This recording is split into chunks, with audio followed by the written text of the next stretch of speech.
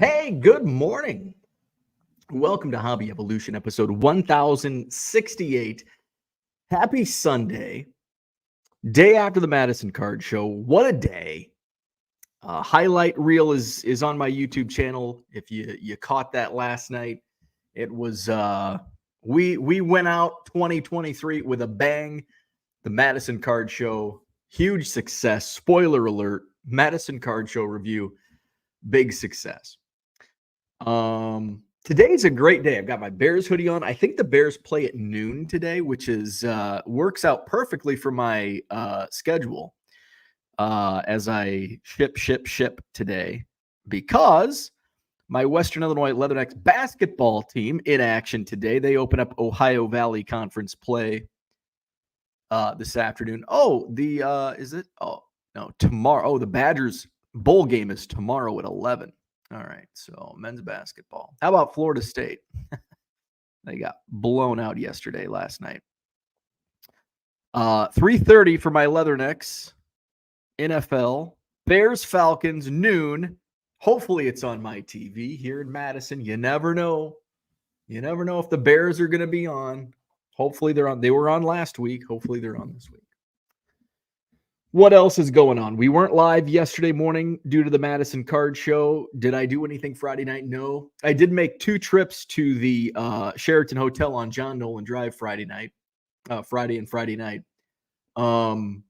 So last month, it was it was Black Friday when I went into the Sheraton to get everything squared away for the show last month. And I saw a turkey in the Sheraton parking lot. Now, I've seen this lone turkey along John Nolan Drive in the past. So I thought it was funny. It's the day after Thanksgiving, and I think I tweeted something out. Oh, the turkey survived Thanksgiving. He was there again on Friday, 2 days ago. And then I saw him as I was walking through the lobby Saturday morning yesterday. I saw the turkey in the parking lot. And I mentioned Nick works at the Sheraton front desk. And I said something to Nick. I'm like, I see the turkey. He hangs out here a lot. And he said, yeah. He goes, here's the funny thing. He disappeared the week of Thanksgiving. And all of a sudden, he reappeared on Friday. Like he knew, this is not my week. So I'm like, I mean, he's here a lot. Like I see him a lot. So you're here every day. Most are 5 days a week. And I said, do you have a name? Have you named the turkey? I've just been calling it the John Nolan turkey. And he says they have named it. So the Sheraton staff has named the turkey Carlton. So it's Carlton the Turkey, that if you were at the Sheraton Hotel yesterday in Madison, you may have seen Carlton the Turkey. He's like, this turkey has no fear. Like he'll walk across John Nolan Drive, and John Nolan Drive, if you're familiar with Madison, it's very big. It's like the main thoroughfare artery that goes to downtown from outside the area. So he has no fear, Carlton the Turkey. So I was happy to know that the turkey has a name, Carlton the Turkey. So I saw Carlton on Friday. I went in Friday afternoon. Everything was set up good. Of course, I bought a bunch of tables because I use all of the tables that the Sheraton has. So I take my cards in. I'm like, because I don't want to set those up in the morning because I've got some early birds that look through my boxes. And I decided I'm just going to bring the tables and signs on Saturday. I'm here early enough anyway. That would have been a really bad idea. So went to the Sheraton, came back, and we ordered sushi Friday night.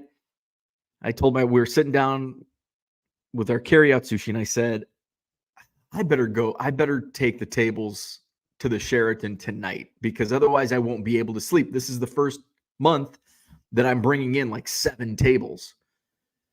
So I took the 6 that I've bought, the fold in half. I've got a 6-foot table that doesn't fold in half. That's a real bitch, let me tell you.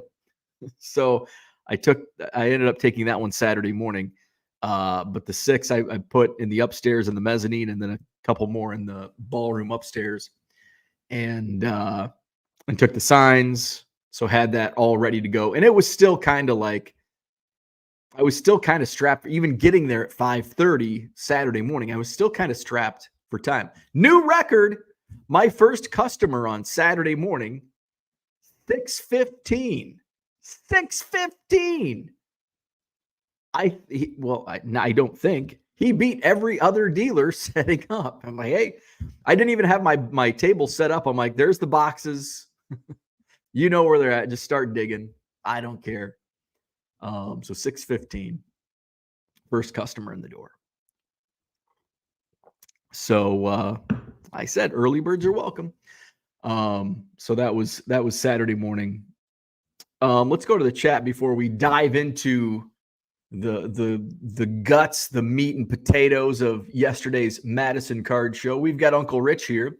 I saw this as I was just about to hit the live button. Rich says, good morning. I don't know if Bo can be on fire the way Brian Gray was with Jeremy Lee last night. As I read that, I go, I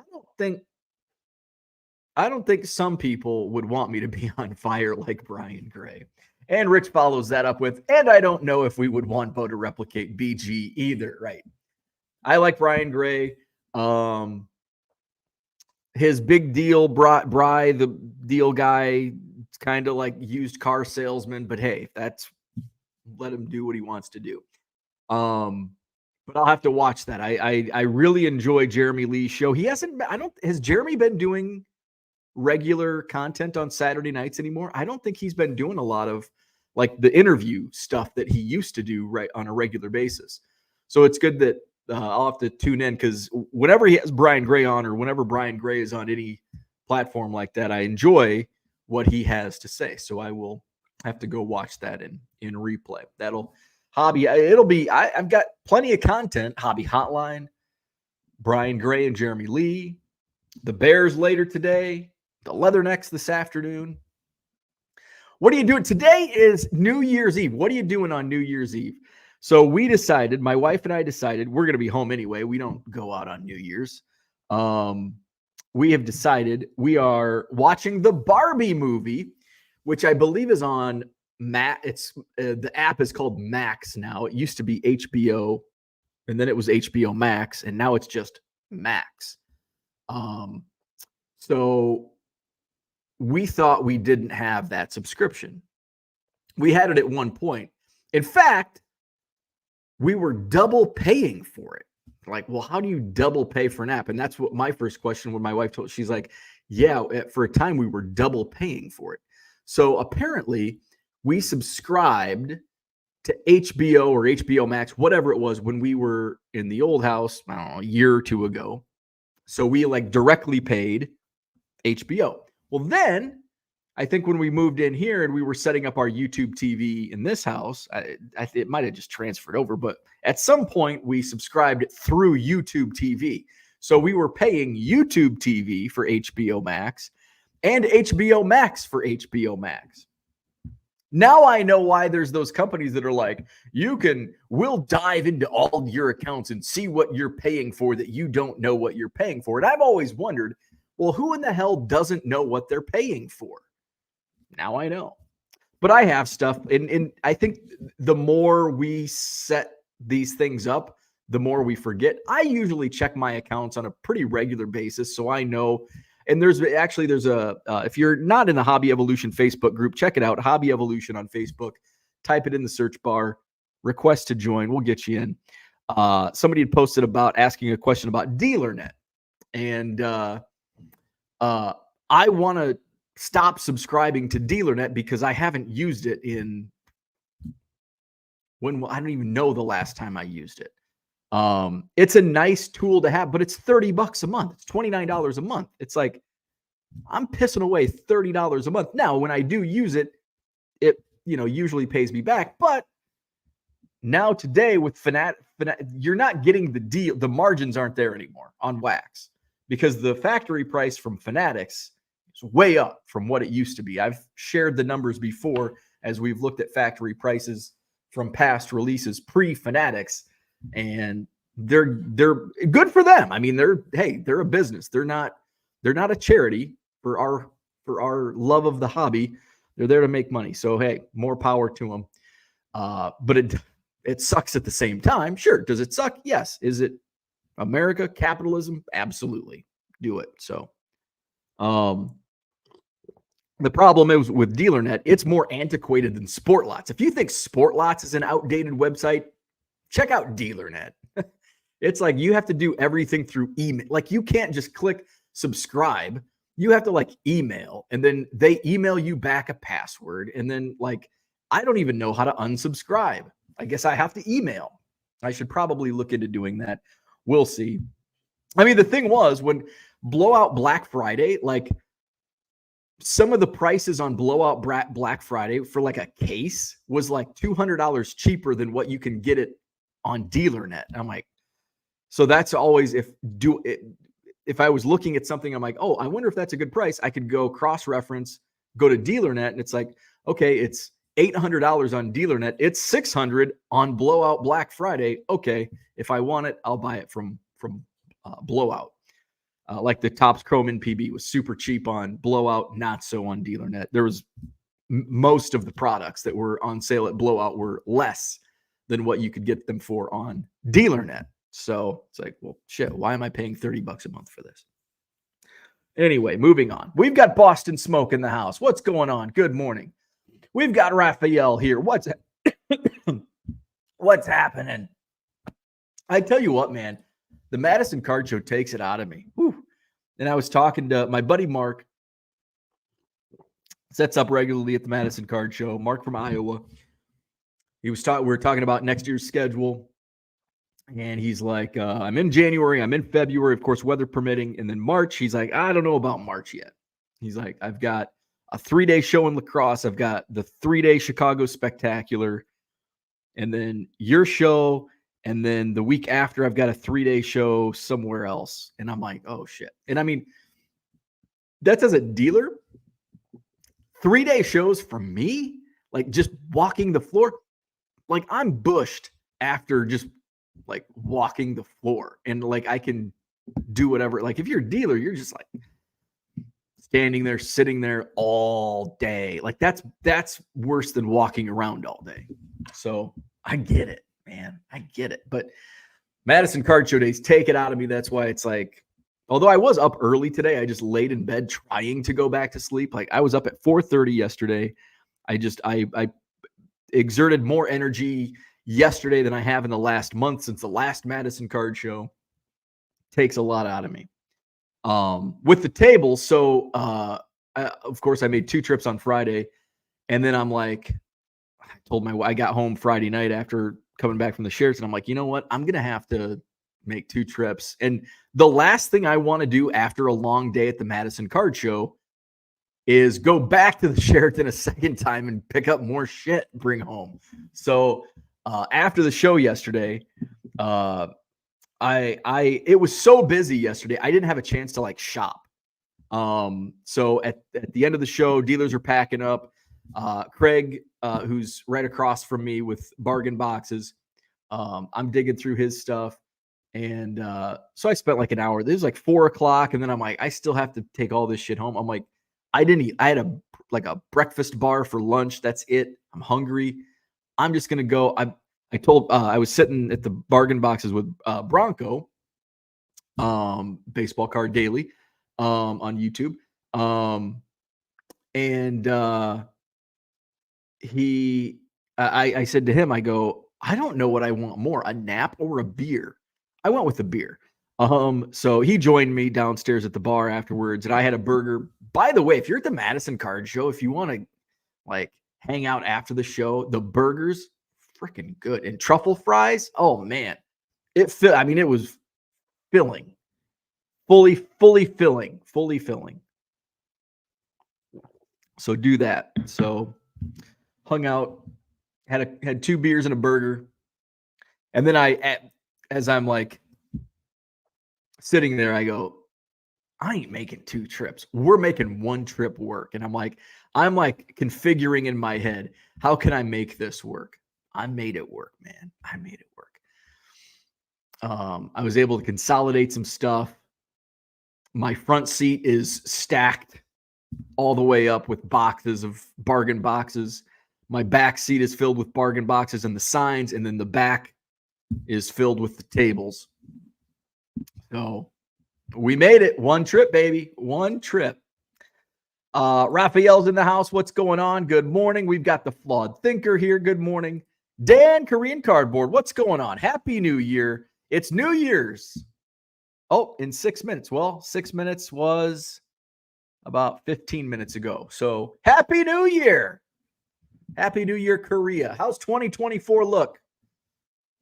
Sneak peek at 2024 from Dan in Korea. Max, good morning. Yesterday was nuts. It was absolutely, I knew it was going to be a good show.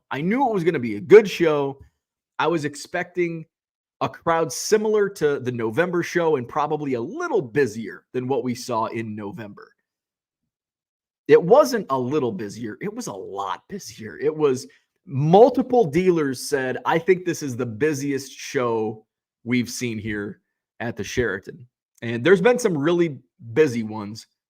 This one, I'm pretty sure this one takes the cake because it took me a while. Bronco said the same thing. He's like, I wanted to go downstairs, but I couldn't. It took me like 5 minutes just to wade through the traffic to get down there, which is a good problem to have. Can't complain. It's too crowded. Nobody goes there anymore.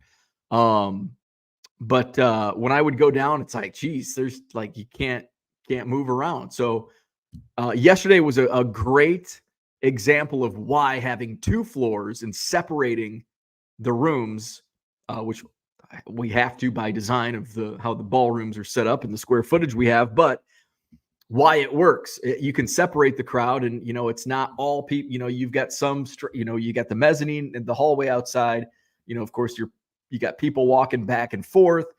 So it works out. I think Tony, who runs the Oak Creek show, we were talking at the end of the show, and he said he had went downstairs and he noticed there was like a wives club in the lobby. Like they were just hanging out in the lobby. Their husbands, boyfriends, whatever, were shopping.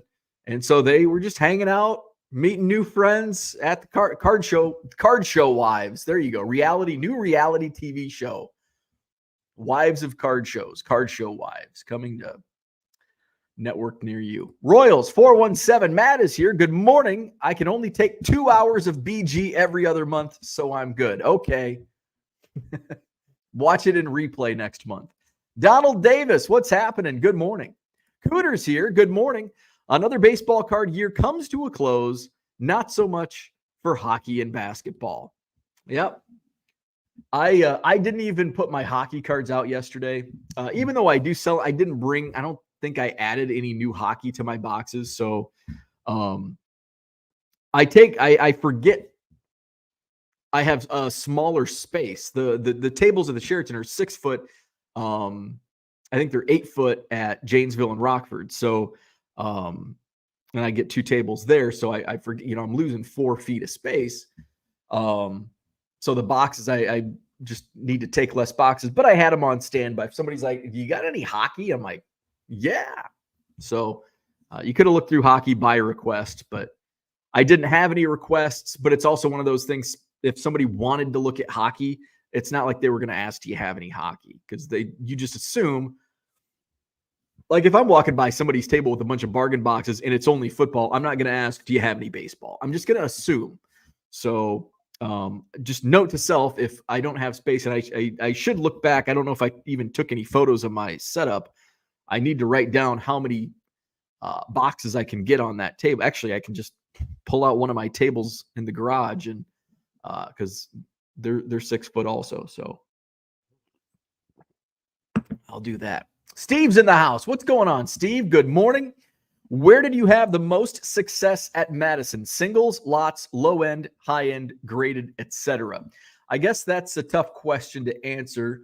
For me as a seller, I only do bargain boxes, so in supplies, and dollar boxes. So I don't have any showcase. So I don't sell singles per se, because I guess I sold a couple dollar cards. People here's $1 for this card.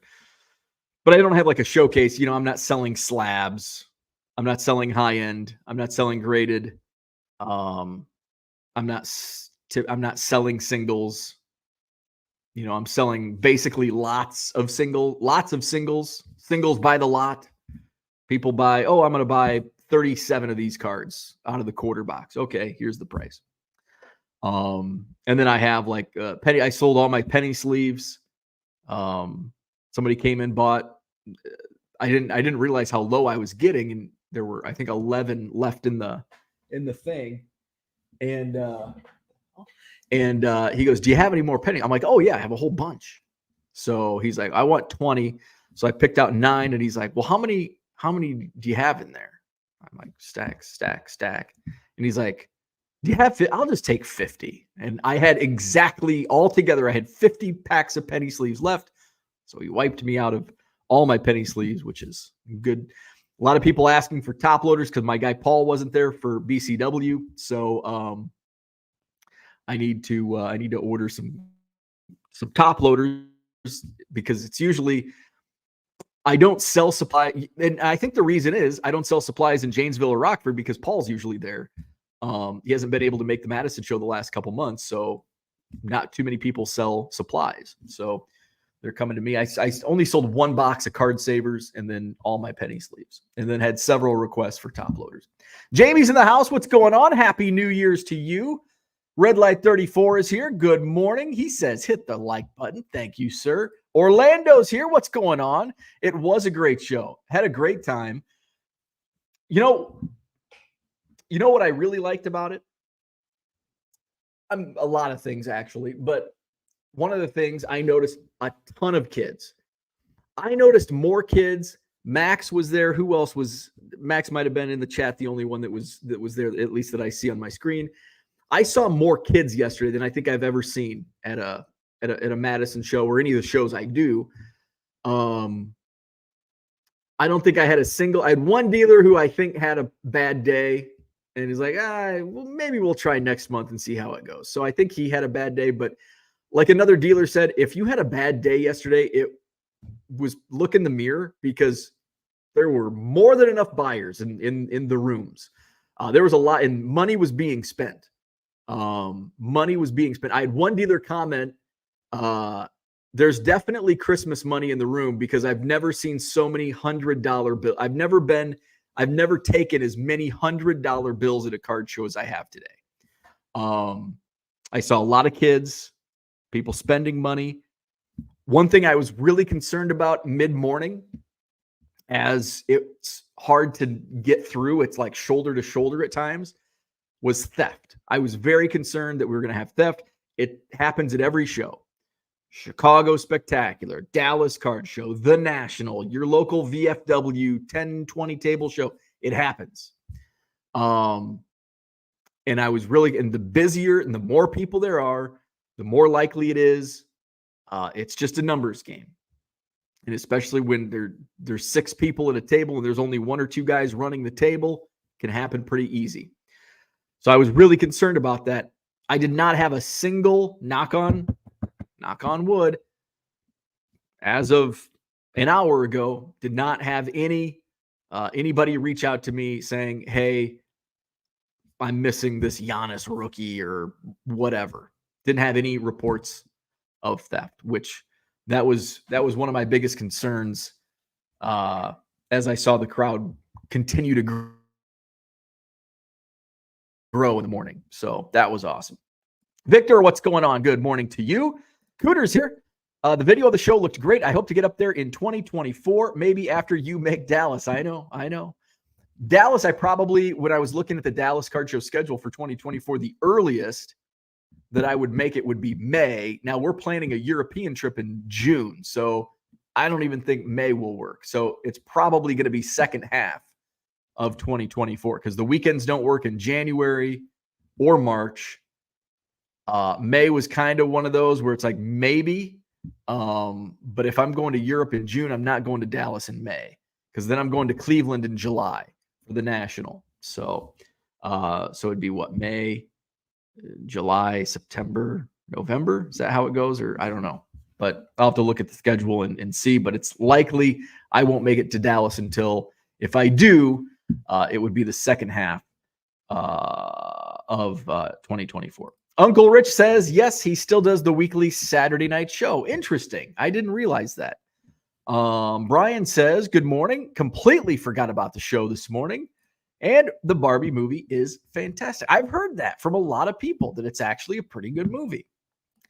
Cooter says, my favorite is when Jeremy Lee explains fractionals to Keating. Those are always good times. Rich says, I'm staying home. Wife and I went out to the Texas Legends game as part of our synagogue's Brotherhood monthly event. Is Malcolm still there? Malcolm, I'm drawing a blank on his last name. Malcolm. I think he's in the front office. He's a Western guy. I think he was on our basketball coaching staff. He might have been a grad student, graduate assistant, maybe. Farmer. Is it Malcolm Farmer? Is that right? Brian, what's going on? Good morning. Happy New Year's Eve. The hobby lives into 2020. Well, hopefully. It has in Korea. We know that. Hopefully it survives into the state. We have, 15 hours. Rich says, and the game was delayed for a good 30 minutes because of a G League Lakers player destroying the rim. Hey, that's fun. Well, the 30 minutes isn't fun, but rim destroying is kind of fun. Cooter says, New Year's Eve is amateur night. I will be home with the other pros. Amen, man. Amen. I haven't done a New Year's Eve. Let's see. When I was at West, when I was down in Macomb, that's probably the last time I did a New Year's Eve. So probably 2000, ringing in the new year in 2014 or 2013. And I think 2014 New Year's would have been my last year there. And I don't think I went out. I bet I did. What am I? I bet I did. So 10 years, New Year's 2024 or 2014. Dan says, good morning. Having a blast digging through my childhood collection and old baseball card store inventory at my mom's house this weekend. That's always fun. You know, I don't have any of my childhood cards. Now, there's probably some small stacks, some maybe a small box of just beat up 1991 Fleer. Nothing good. But I never had, can you believe this? I was always a quantity collector. I never had really good cards as a kid. Some of my friends had 89 Upper Deck Ken Griffey Jr., Michael Jordan rookie card, which wasn't what it is today. I didn't want good. I wanted lots of stuff. I wanted lots of cards, and I didn't care how good they were. If they were crap, that was fine with me. And I would build card houses on Friday nights watching Full House and Perfect Strangers. Most didn't survive. Royals 417 says, did a New Year's Eve get together last night? We'll stay home and away from the craziness tonight. I think that's smart. I think looking at our demographics, the YouTube demographics for this channel, I bet a large majority will be staying home tonight based on the ages that watch this program. Rich says, Bo, we have a 4-day Dallas show 5 to 6 times in 2024, and who knows how many smaller 2-day shows they have not yet been announced. Yeah, it's so hard. It's so hard with my schedule weekends. I'm usually doing shows 2 to 3 times a month. And then those other weekends, it's sometimes I just want to stay home. I guess I don't have to do, the thing is I won't be doing, in 2024, I likely won't be doing 3 shows in any month because the Rockford Janesville guys are doing, they're rotating. And then, every once in a while they'll do the St. Charles show. So maybe quarterly in St. Charles. So there may be 1 month where I do 3 shows. But in January, I'm only doing one. The Madison show is the only show I'm doing. So I'm not doing another show until next January 27th. Because I think it's the Rockford show is scheduled in 2 weeks, which is the Cubs convention. So I'll be at the Cubs convention. So we'll see. Maybe it has to be, one of the smaller weekends, or one of the smaller shows. We'll see. We'll see when schedules come out. Rich says, and that's why some people, after doing that show as a dealer for the first time, made comments about hobby burnout. There you go. It's a bear. I mean, shows are bears, man. Because having done that show as a dealer, as a collector, and as part of ComC, the hours are insanely wearing. Absolutely. I mean, I got home at what time yesterday? So I was out the door at 5 a.m. and I was back in the door at 6:30, almost 7 o'clock last night. So I mean, it was a 14-hour day. And it's I mean, 14-hour days I'm used to, but I'm used to 14-hour days doing this, sitting at a desk, shipping and listing and shipping, not running up and down stairs and collecting money and selling cards and buying cards. Orlando says, but the memories are priceless. And there you go. Like, I mean, am I whining about how sore I am this morning and how tired I am? I am, because I'm just a whiner anyway. Like I get the man cold and I'm like, oh, I feel like crap. That's who I am. I'm old enough now. I don't care. I'll admit it. But the memories are priceless. Like, I mean, it's totally worth it. Totally worth it. Like, I'll wake up tomorrow. My back's been hurting a lot lately, so I'll probably wake up sore again tomorrow, but it's all worth it to me. I love doing it. When I stop loving doing it, when I start like dreading it, then it's time to, okay, maybe I should find something else to do. But at this point right now, I don't see that happening. It'll happen. Like, it'll happen eventually. But I don't see it happening anytime soon. Christian, good morning. Sorry I'm late. I was finishing filling out my police report with the Dallas police. I saw a robbery last night. Well, that's crazy. That's crazy. That's probably the craziest thing. Anybody else see anything as crazy as that? That's crazy. Headless Rhino is taunting me. I'm sorry. Hey, I did get a little sore this morning. I tried to recapitate Rhino. I got some Gorilla super glue. I thought it would work, but I think I didn't. Here's my problem among many. One among many. My problem is I do before reading instructions. So I will be like, oh, it's super glue. How hard can it be? And I'll open it up and I'll just layer that fucking super glue. Oh, F-bomb on a Sunday morning. I'll just slather that super glue on there, and then I'm holding it. It's like, oh, hold for 45 seconds, holding it. I'll do it for a minute just to make sure, right? And it doesn't work.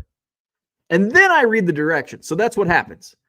When I try something and it doesn't work, then I read the directions. Why don't you read the directions first? I don't have time for that. See, I'm impatient, just like everybody else in this new world. Everybody's impatient. So I'll try it again. But maybe since it's ceramic, maybe, I don't know. You would think super glue, Gorilla super glue would work on anything, right? I don't know. So I'll try it again I'll read now I'm going to go back and I'm going to read the super glue directions, how to properly apply. Try it again. And if that doesn't work, I'm going to have to Google it. Orlando says, miss my card dealer days. Cooter says, I will try to find another. No. We're gonna fix Rhino. We are gonna fix Rhino. No need to do that. Max says, real hotel wives of the Madison Card Show. I like it. Ken says, I'm watching from the beginning on 2X to catch up. Carlton the Turkey should be the show mascot and needs his own card. I like that idea. I love that idea. Dave Richard hit a milestone last night, hit 50,000 active listings on eBay. Very cool. Very cool. I'm still not there. I mean, could I be there? Absolutely. But I'm being picky with what I'm listing. I'm at like 49,000. But I'm very picky on what I'm listing. The funny thing is I I went through and in one day this week, I did like 600 listings, and most of them were like the tough ones where I have the autos and refractors where I have to do a little editing in Car Dealer Pro. And I'm like, you know what? I'm just going to do a batch of 1980 tops. That's been the best seller out of every. I've had like 2 or 3 people buy like 10 to 15 cars. 1980 tops, priced it at $2 a pop. Now some of this stuff sold, Nolan Ryan, $2. Somebody bought that right away. But then J.R. Richard for $2, or who else was in there? Amos Otis, maybe. It's like, wow. Donald says, did you see a lot of Pelican boxes with all the kids at the show? I don't think I mean, probably, but I think the difference, what I know, there's Pelican cases at every show now. I'm actually shopping for a Pelican case. So, it's a thing. I'm not old enough to maybe Cooter. Oh, John Keating's in here. John Keating's here. Uncle Rich can probably answer. Card shows say 30 years ago. When you started seeing backpacks at card shows, like we accept that, like everybody wears a backpack. Well, not everybody, but a lot of people wear backpacks. Well, now not anymore because Pelican cases.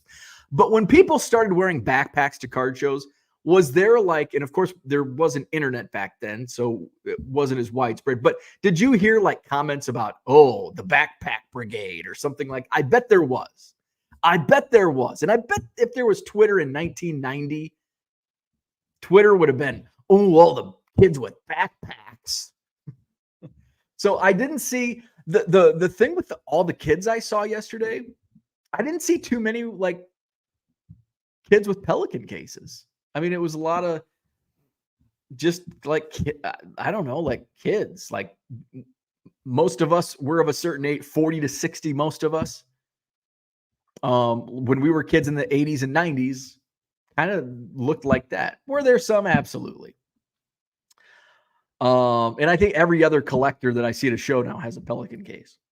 Max says a lot of kids, a lot of cash, a lot of Pokemon people still don't bring cash. Max was telling me about that yesterday. He said, and I can't remember exactly what you said, so I won't put words in your mouth, but I did not receive a single request. Every once in a while, I'll have people, hey, can I PayPal you or Venmo? And last month I probably had 2 or 3 transactions that went through a PayPal or Venmo. 0 yesterday. Every transaction I had was cash yesterday. And I see, and Max, do you have on your table, do you have like PayPal or Venmo accepted on your table, like a sign maybe? Otherwise, yeah, it was, and I know everybody's different. So I would love to do this, but I can't. John, you've been to my show. Like, how would I charge? Like, if you have an idea how I could charge admission, there's multiple entrances to the hotel and there's multiple rooms. So it's like, and there's multiple entrances in the upstairs room. So I would have to have to make it work, I would have to have like a table with somebody at the entrance downstairs into the ballroom, and then at each entrance in the upstairs ballroom. And then you would have to get a marker, pay your $1 and get a marker. One helper to do that, let alone 3. I think that's the only way I could do that. And I don't want to add that to my list of things to do.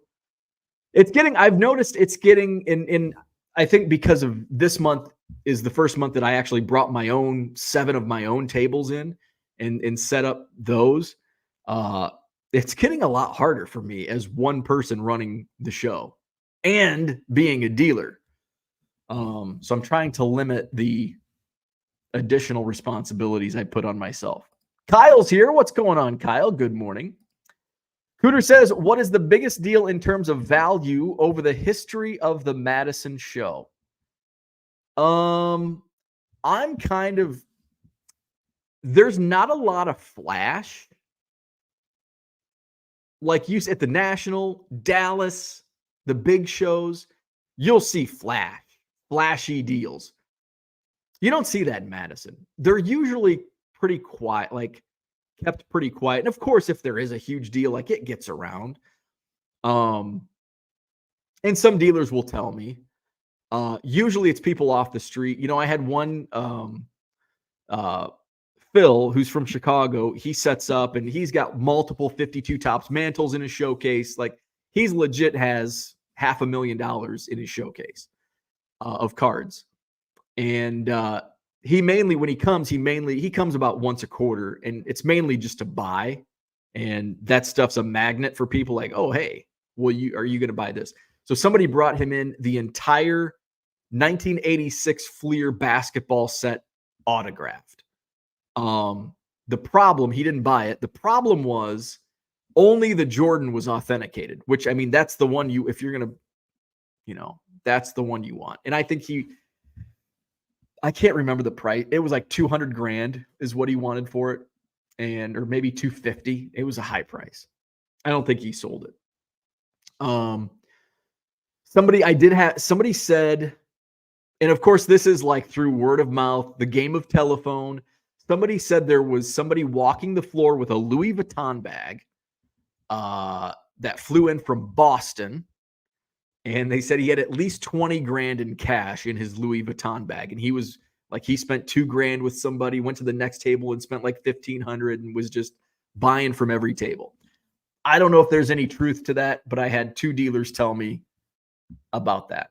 I didn't see it, but of course I'm like not really, looking out for various, things. So Malcolm Farmer. Yes, it is Malcolm Farmer. Still there and running things. Very cool. John says, don't Google rim destroying. Rim destroying. What's that in the Urban Dictionary? Rim destroying. Oh, there's nothing on Urban Dictionary. Okay. I'm not going to Google it, though. I might put on some list. Troy, what's happening? Good morning. Max says, is amateur night what old people call things that young people do now? Yes, that is exactly what it is. That is exactly what it is. And you know what? My elder generation called New Year's Eve amateur night 20 years ago. I remember the first time I heard amateur night, I'm 21 or 22, and my friend's dad was like, I'm not going out, it's amateur. New Year's Eve is amateur night. He's like, the other 364, that's when all the pros go out. Like, oh, okay. Old man. And now I'm the old man. Let's see. Royals 417 says to JK, now we know what you've been watching the last 20 minutes. Mark, good morning. Looking forward to falling asleep on the sofa with my girlfriend, waking up at 11:59 to wish me a happy new year. That's kind of how it goes in this house. I'll be long asleep. My wife will nudge me. It's New Year's. Oh, okay. Just another day. Zach and Porter, what's going on? He says amateur night doesn't refer to age. It refers to people who never drink normally, go out, get pissed up, and drive or make poor decisions, not professional drinkers. Pretty good point. I think that nails it. That nailed amateur night. Max says, I got it. Ken says, glad you won't do Dallas in May. Bad month for me to get up there because of Indy. Christian was referring to the Lions game. Zach and Porter. Oh, I didn't see a clip about the Lion. Did they lose the game? Zach says, I'm here for you, Max. Royals 417 says, how often do you get to Indy? Low Roller Scratcher's in the house. He says, did you try variation listings in your Car Dealer Pro? Low Roller Scratcher has what we call a listening problem. How many times have I told you I don't do variations and I won't do variations? Max says, I know old people talk. I don't get to hang around many folks my age anymore. I'm a big outlier in this chat. But Max it's not like you're 19 years old. I can't remember how old you are. You see, like, I know Max personally. We hang out and talk at the Madison Card Show. Like, if Max told me he was 30, I probably wouldn't believe you. If you said you were 40 or 45, I'd be like, yeah, Max is 40, 45. Not because of the way you look, but because of the way you converse. So that's my thought. Hall of Fame card collector says, "Good morning, Bo. Just now tuning in for my break at work. How are your eBay sales going?" I think pretty good. I haven't checked, but hey, by the way, since Mikey's here, look what was waiting for me when I came home from the Madison Card Show. From Mikey's Whatnot sale last weekend. How about that? Already delivered. Christopher Passiola, First Bowman Gold Refractor. Thank you, Mikey, from his Whatnot channel. Max says, but far from an amateur in Cooters' eyes, probably had more than most in here by high school graduation than the non-amateurs did in college. I sold a hockey card this week. Red Light says, did anyone watch the Lions game last night? What do you think of the last call at the end of the game? I have not seen it. I just saw like a clip of a touchdown and then the referees calling a flag or something. John says, I'm set up as a dealer at a card show right now in my basement, packing envelopes in my nightgown. That's what I'm going to be doing today and tomorrow and the next month until January 27th. And then I'll be a dealer at a card show again. Max says, John, how does the nightgown do while on Nordic Track? Mikey says, how long did it take you to sell 40 to 60 cards a day? Oh, I don't know. That's tough. I mean, the pandemic certainly helped boost my numbers. I was probably going into the pandemic, I probably was selling 5 to 6 a day before the pandemic. And then when the pandemic hit, and I think I was at, I don't know if I wrote that down, but during the pandemic, I was consistently around 3,000 active listings, like a few months in, like once eBay like unleashed, because at the time I only had, this is back before eBay, like here's more free listings, like 2020, if you had a premium store, actually, I think I had the basic store, or did I have a premium store? I must have had the basic store, but you only had 1,000 listings. Now you get like 10,000 or 11,000 with that same, with the basic store, and you get 60,000 with the premium. So then I upgraded to the premium to get the 60,000. So I mean, it took several months of volume listing paired with the pandemic, and we are not in the pandemic. So it would take considerably, if I started today, what I started doing 3 years ago, it would take a lot longer, over a year probably to get from where I was to 40 to 60 a day. Zach and Porter says, there goes John again, thinking one tube sock is a nightgown. It gets caught up in my thermal printer. I keep scissors nearby and my hemline keeps getting higher. Max laughs. Orlando laughs. James says a lot of kids were asking for trades, and that's pretty common. I see that a lot. I had a kid come up to me and he pulled an Allen Iverson out of my dollar box. And he had a 90 Fleer James Worthy in a top loader. And he goes, will you trade this for that? And I'm like, it's a kid. Yeah. Like the top loader is more valuable than the James Worthy basketball card. So I'm probably just going to throw the James Worthy in a box and put a better card in the top loader. Dan says, my neighborhood does the Irish New Year at 6 p.m. for those that don't want to be out late night. That's a good idea. My generation didn't have backpacks, oddly. We carried our books to school in our hands.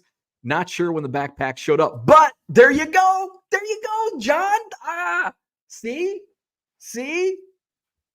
We carried books with our hands. We didn't need backpacks. See?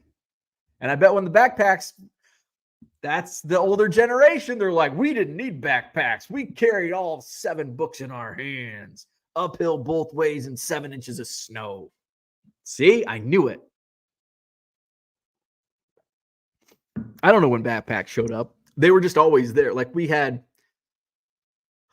backpacks like as far back as I remember. So when I started school in the late 80s, we had backpacks. The funny thing is about backpacks, when I was in college, so I was in college in the early 2000, like 2000, when I started college. And it was the hip way to wear a backpack was you were a one strapper. That was like the hip. Like nerds wore the backpack like a backpack. So fast forward to 2010 or 11 when I went back to school full time. I get my backpack and I'm like 28 and I'm like, I'm going to be a cool kid again. And I'm one strap in my backpack walking in from Q Lot. I see all these nerds wearing backpacks with both straps. Like, fucking nerd, what are you doing? You got to one strap it. I'm looking around. I'm like, I'm the only person one strapping. What happened? So I conformed. And now when I wear backpacks to card shows, well, big, Chicago, national, stuff like that. I don't wear a backpack to the Madison because I have it. In most card shows I go to, I'm set up as a dealer. So I just got a giant backpack behind my table, the floor. Royals 417 says hobby evolution becoming XXX. Mac says no because I don't want to take it. LOL. Let's see. Mark says I started going to shows in the late 70s. We actually brought plastic bags and rubber bands for the cards. Shows have come a long way. Yeah, and I bet and then when they started making storage boxes, like, well, we didn't use storage boxes when I was a kid. We used rubber bands and plastic bags. Boston Smoke says in 1988 I saw briefcases. I'll never forget one guy had his briefcase handcuffed to himself, Blues Brothers style. That's pretty cool. Zach and Porter says selling product that targets the era of collector with the most disposable income and lust for nostalgia shouldn't surprise you. That 70s Card Show says wristbands and park MIL at a door. Wristbands and park mother-in-law. Yeah, my mother-in-law ain't stepping foot in a card show. My mom would, but she's 3 hours away. She's not driving 3 hours every month. Cooter says, careful, John. That's old people talk. We need to make sure the shorts-wearing hipsters don't feel excluded. Mark says, dealers used to have cards in piles on their tables, very little boxes and sheets. Royals 417 says, I remember shows with cards in Nike boxes. That was the way to go. And, of course, those, what was the Reebok? What's the Reebok flag thing? When I see that, that's a blast from the past. And I think I got one in the last Goodwill pallet. It's like, oh man, this box hasn't seen the light of day in 30 years. Zach and Porter says to Low Roller, can you help provide Bo with guidance on if he needs to pay taxes in his copious amounts of cash? Cody's here. What's going on, Cody? Thanks for the ball grade show. Absolutely. I got a deal from Cody. I'm going to show off some of what I bought yesterday at the Madison Card Show. Kyle says, I'm no judge of card shows as Madison last January is the only show I've been into in decades. However, I looked at a wide variety of stuff at Madison, bought NASCAR, but looked at everything else. Donald says, to be honest, I have a cheap Pelican box from Harbor Freight. I use one for my slabs and a small one to take for card shows to keep cards that I purchased from the card show. I'm looking into I want to get the backpack, the Zion case backpack, but I don't have anything to put in it. Like, the reason I'm shopping for one is because of my duplicate, like Justin Steele First Chrome autos, Christopher Morel, like duplicates that I can trade for better Cubs cards. But I just haven't begun getting that, or I've begun. I just haven't achieved that organizational status yet. But I guess it's probably like I haven't done it because I don't have anywhere to put it. Like I think, oh, this is a duplicate. I'll put it in my Pelican case. Jamie says, what do you think of the Sale trade to Atlanta from Boston? Meh. Chris Sale. It's not anything to me. Boston probably got the best end of the deal. Zach says, speaking for Porter here, kids get a bad rap on this hobby. In my lifetime, I've had worse experiences with angry adult dealers when I was a child. 100%. 10 times out of 10. 100%. 100%. Absolutely. I don't remember I give kids will pull like a card. Funny story time. Yesterday at the Madison Card Show, dad and two kids were kind of looking through my bargain boxes. I got called over to somewhere, and I'm starting to walk away, and the kid hands me, probably 8 years old, hands me a quarter. And he says, this is for this Wander Franco card. It's the 89 Topps insert, the 89 Topps design insert of Wander Franco. And I go, you can have it. And the dad looks down and he goes, you don't want one. You don't want a Wander Franco card.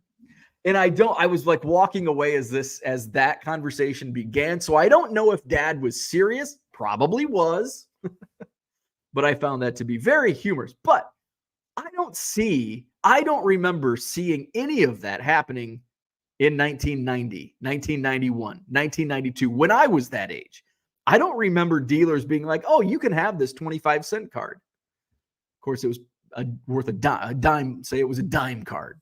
Got to factor in inflation. I don't remember ever getting free cards, free packs, anything like that in the late 80s and early 90s. And of course, everybody, like, I grew up in small town Illinois. You may have grown up in the East Coast or the West Coast or Oklahoma, Texas, wherever. Obviously, every show and every card shop is going to be different. But my personal experiences, and I went to many card shops and quite a few card shows as a kid, because there was a lot of them in the early 90s. And I don't remember cranky adults giving kids stuff.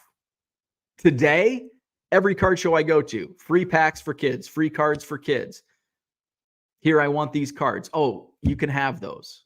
Oh, who do you like? Oh, here, I found this all the time.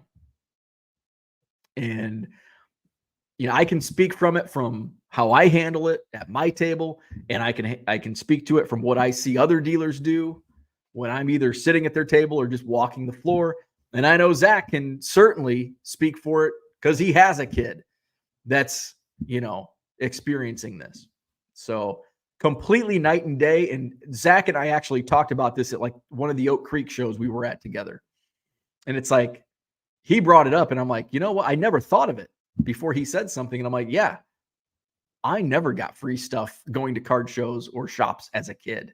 Like, it was like these crusty old adults trying to make a profit off every little nickel they could. John is turning in for the night. He adds, Lions and Pistons obviously can't win in the same week. Max is 33, LOL. See, I would have no idea. Like, you could have told me you were 43, and I'd be like, I thought you would maybe be 40 or 39. So 33. Mikey's the same way. Orlando says, I'm more than twice as old as Max. Chris is in the house. What's going on? Other than Card Dealer Pro, what is the best and fastest way to list and sell cards? I made around 6,500 listings, and I find it hard to grow faster because I use basic listings. So Card Dealer Pro is going to be the fastest. Then you have Chronazio, which is probably going to be as fast. After that, you've got to use spreadsheets for file exchange. You can use templates through eBay, or just get fast at typing. Zach says, I'm 44, but feel as good as 42. I'm 41 and feel 81 right now. Well, the last few days. The Shakti mat, man. So the Shakti mat, last night, I'm like, man, I cannot wait to get on that Shakti mat. After a long day, standing, walking, carrying boxes of cards and tables. Usually, when I get on that Shakti mat, it's like instant pain. Like, oh my God, that hurts. And for like 2 minutes, it's pain. Last night when I got on it, it felt good. Like they're not really needles, but the sharp points felt better than the pain. It's like, oh man. So I spent a little longer on the Shakti mat last night. In fact, I'm probably going to I might do double time on it today.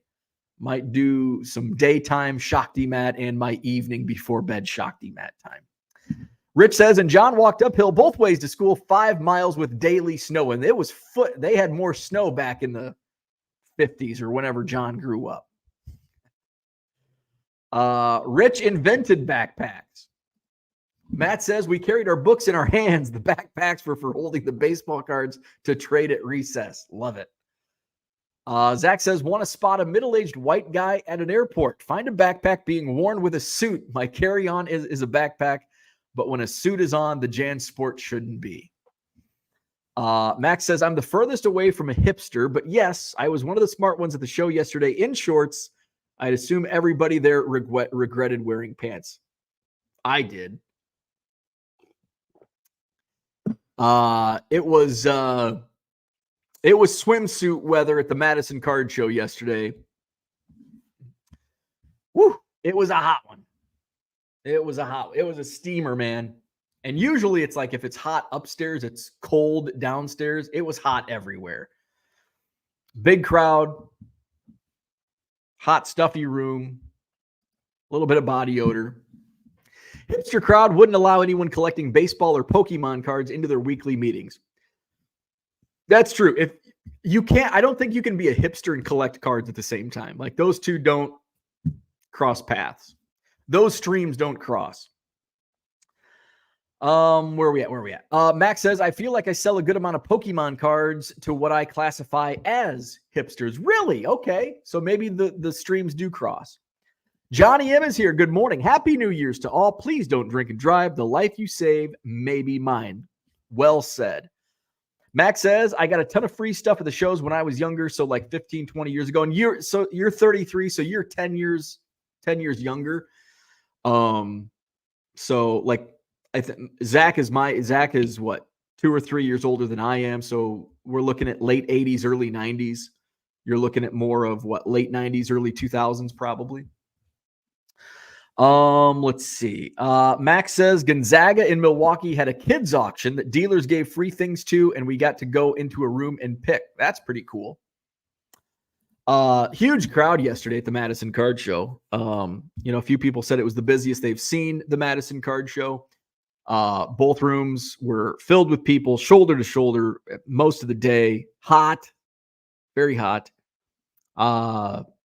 I didn't get a chance to really shop around because, I had a lot of people at my tables. Plus, I had to go around collecting.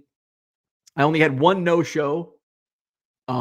There was one empty table that was my fault. I put his name. He paid for the table, but he paid for January's show, so that was my fault. Which that's the second time I've done that. But there was a table. There was a guy right across that wanted an extra table, so he was able to fill that up. I had a guy drive in from 3 hours, and he said, "Hey, I don't see my table," and I'm like, "I don't have you down on the list. Did you pay?" Well, no, I was going to pay cash. I'm like, oh, well. So fortunately with the no-show and by the grace of God, there was an extra table in the closet, which normally there never is. So I was able to get him his 2-table spot out in the hallway. So we made it work. So he's like, I'm going to pay. I'll pay cash for next month too. Okay. Now you're on the list and you're marked paid. So if you're looking to get in as a dealer, booked a lot. Of course, I didn't write many of the regulars that many of the regulars I haven't put down on the list yet. So a lot of messages. So if you're interested, let me know for January 27th. I did as a seller. It was top 5 in sales, all-time top sales that I've done at a card show. And then I compared, it's like, because I made over 1,000 last month. But thanks to Shane, Shane came from Iowa and bought a whole bunch of stuff from me. Shane wasn't there yesterday. So if Shane, if you would have been at the Madison Card Show yesterday, I would have had my best sales ever. Because, if I subtracted last month, if I subtracted his number, it would have been lower than what I made yesterday. And it was basically dollar. I did sell to another dealer. I sold like $170 worth of dollar cards. I had one guy fill a couple rows of a box. That was a $150 transaction. A couple $40 and $50 fill of boxes. So made a good amount on sales. Buying, what I buy. So let's see. So I did go through, let me see. So I went through at the end of the show. The only thing that I actually shopped from another table was at Craig, who's set up across from me. And I'm like, you got some really good stuff. Do you always have this good stuff in here? Because I usually don't shop his boxes. So I pulled, these are all dollar cards, and he gave me a great discount. So I probably got these for, I don't know, 60 cents. Purple refractor rookie auto. I mean, it's a no-name guy, but still. Harold Baines rookie from 81 Tops. Jefferson Cuero, Arizona Fall League. Some of these sell for less than I thought. Like the Cuero, I think I have in my store for like $2.50 or $3. I thought it might be $4. Bo Bichette first paper. I'm like, here's an example of why I want to list all of my first Bowman papers right away. Like I thank you, Mike Cho, by the way. Mike Cho came and I bought a case of Bowman paper, 2023 Bowman draft paper from him. Gave me a great deal, $50. But this is why Bo Bichette is the example. This is why I want to sell all my first Bowman papers now and not wait, because Bo Bichette, one of the better players in Major League Baseball, his first Bowman paper sells for $2-3. It's like I'm getting 4 for Wyatt Langford, and he's in the minor leagues. So that's why, okay, I think I'll keep, every once in a while you'll get guys like Jackson Holiday where they'll go up to $10-12, but then they go down. Pete Alonso, Topps Pro Debut. This is probably a $2.50 card. So those are now in my eBay store. These I logged on Trading Card Database. This is a Ryan Sandberg Sweet Spot Classic, numbered out of 1990 from Upper Deck, 2004. Serial number on the front there. So that's a fun card. Frank Chance Diamond Kings frame, navy blue, I believe. It's numbered out of 99. Another cool Sandberg card, Pinnacle All-Star Epics Moment, purple. I did get these logged into Trading Card Database. Line Drive, Ryan Sandberg. I'm sure I have this, but I'm like, This was in his box. Javi Baez, framed relic, and another Javi Baez jersey relic, and this gold medallion, or this medallion, Chris Bryant. And I'm like, I was sitting there with Bronco, and I'm like, I don't know if these are supposed to be in the dollar box. So when Craig came back to his table, I'm like, hey, are these supposed to be? He's like, yeah, I put those in for you. I'm like, oh, well, thank you. This is from Topps Archives, the comics, Ron Santo. I did not have this, so that's a new card to my collection. Zach just left, I think, but I added another Dylan Cease to my collection. Now, these were not in the dollar box. This, I think I paid like $4 for, $3 or $4. But I did not have it. Rookie Refractor, Dylan Cease, numbered out of 499. Braylon Marquez, Leaf Metal Draft, auto out of 25. And Eloy Jimenez, Green Shimmer, numbered out of 99. So I got those from Craig. Now, I think what helped me yesterday was I brought my 1 Million Cubs Project Cubs Cardometer and have it updated to my current count, 991,000 and change. I think that helped because I had more than usual people coming to my table asking if I buy. Now, some people, Craig's great. He always sends people over to my table if they have Cubs. Michael Renicky, always great at, if he sees Cubs, sends them to me. It's funny because like half the people were like overpriced, some significantly. And then like the next person that would walk up, it's like I don't even need to comp this. Sometimes you don't need to comp. I don't know. Is Brian still with? Like Brian and I were chatting this morning, and if you think it's a good deal, it's a good deal. Sometimes I don't look at comps. Sometimes I do. It's like, I don't know. I think my favorite find out of the dollar. This may be my favorite purchase of the day, out of the dollar box. Check this out. It's a calling card, 1990 All-Star Game, Stadium Club calling card. So since it's Stadium Club, Is this from 91? Oh, it must be from 94 or 95. It expired on December 31st, 1995. So it's at the newest, it's 1995. At the oldest, it's 1991. So one of my one kid came up and he had some Cubs stuff. He had a Christopher Morel. He was pretty high on it, so I didn't buy. But he had a Matt Mervis auto. I'm like, well, what do you want for the Mervis auto? He's like, $10. I'm like, I'll buy the Mervis auto for $10. I don't have it. Even though I think Matt Mervis is going to spend most of his career in AAA. Did this come from the same kid? This might have come from a different kid. Oh, this came from the kid with the Chris Bryant sticker auto. And he was pretty high on that. So this is a Dansby Swanson Vanderbilt National Treasures booklet number to 99. Check that out. That is just sweet. I'm like, what do you want for that? He's like $50. I didn't need to comp that. For me, I don't care what it sells for. To me, as a collector, that is worth $50. And if you're a collector, I'm a Cubs collector, even though it's Vanderbilt, it's going with my Dansby Swansons. You don't need to look up and it's like, the last one sold for 40. Well, you do 35, like $50. Could I have said, I didn't even counter. I'll pay $50. That is worth $50 to me. I don't care.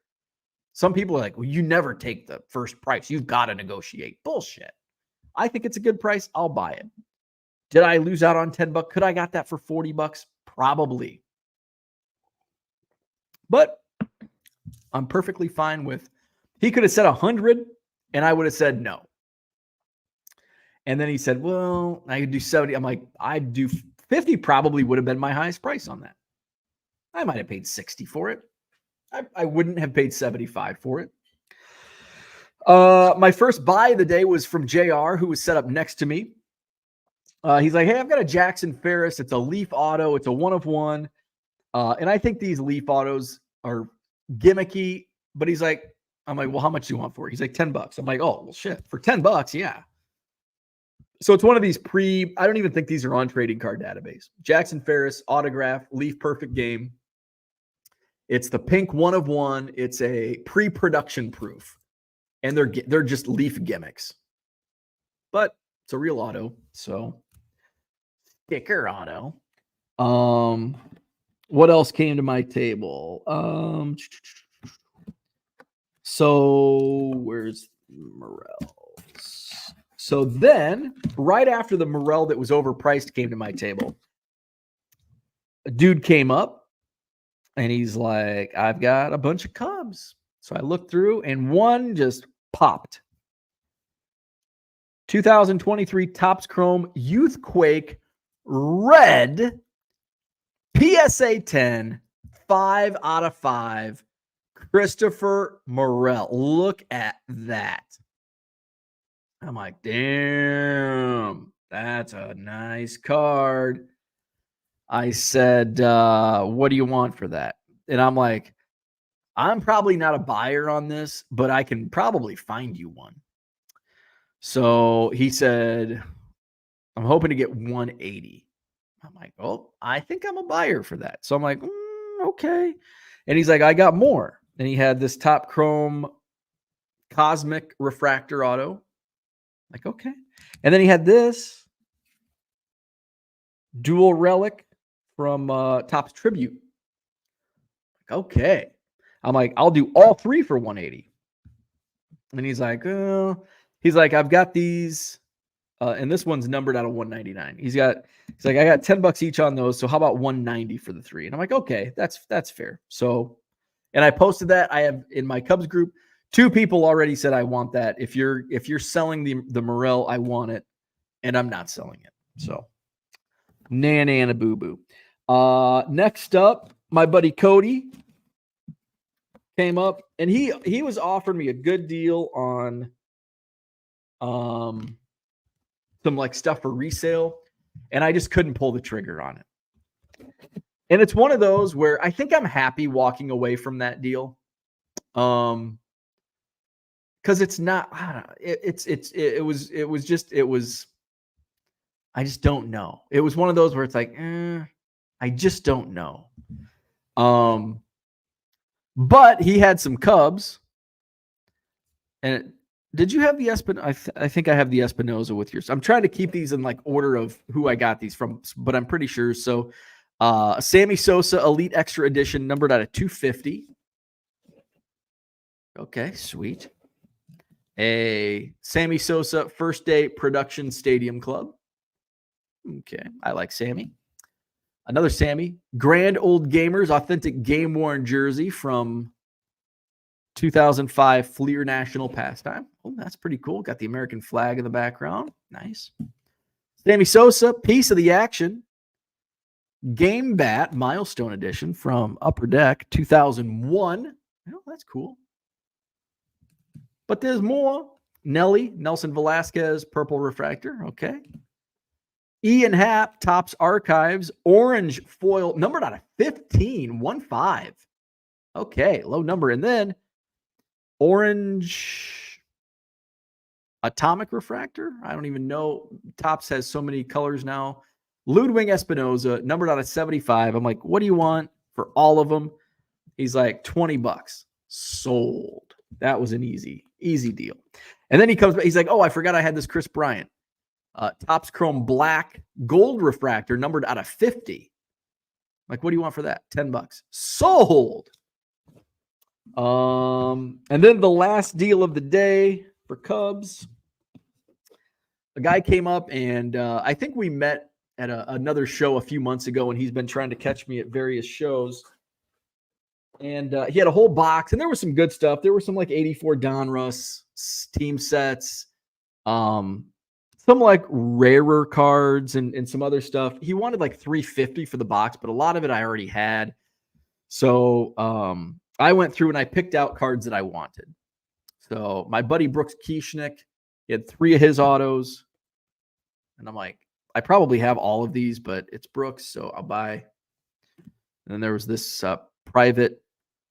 player's private issue from Topps the original Topps Gallery. And then there were some Ernie's National Chickle. I don't think I have this. It's the Refractor, Ray Sanchez Refractor from Topps Finest, 1994. Nico Longevity Foil. This is from the 15U from 2019. The Gowdy Heads Up, Ernie. Sammy. This is Topps Tech. These were cool cards. Sammy Sosa, the franchise, and the... Is that... What? Is this stuck to another card? Oh, it's like a... Is it a book? I don't know what the hell.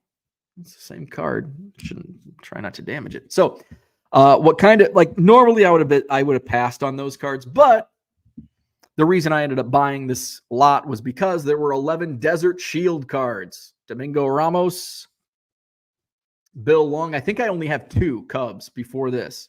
I think I have Mike Bielecki and Les Lancaster, Dave Clark, Steve Wilson, Mike Harkey. The guy was a veteran, so not only did he have these Desert Shield cards, but he also had some of the others that he's like, yeah, I got these from the PX.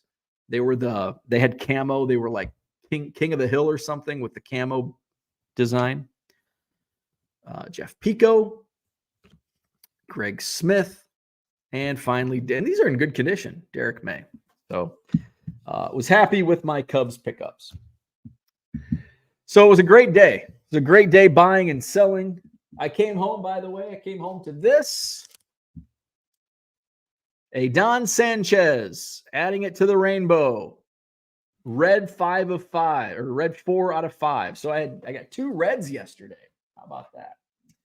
So big day. Where we at? Zach is out. He says, LRS, don't forget to start writing 2024 on your checks to procure Bitcoin starting Tuesday. James, what's going on? He says, I bought one of those 1 of 1 from him too. Justin Crawford. Very nice. Yeah. It's like, they're gimmicky. They're stupid, but for $10. I mean, you can't go wrong. It's a real auto, so why not? So my next card show will not be until January 27th. That's the next Madison Card Show. I'll be adding more. Where's my box of, over here. I've still got several hundred cards that I'm going to upload from the latest Goodwill palette that'll start going up at some point this week. Not today, maybe tomorrow. Just depends how much shipping I get done today. Somebody asked how my eBay sales were this weekend. I haven't looked. I know I saw quite an uptick last week. Tuesday was great. Wednesday was great. Thursday was great. Friday was great. Saturday was down. So Saturday I had lower sales, which has kind of been the trend here lately. Impressions are down just a tad. Still have a 7.1 sales conversion rate, which is okay.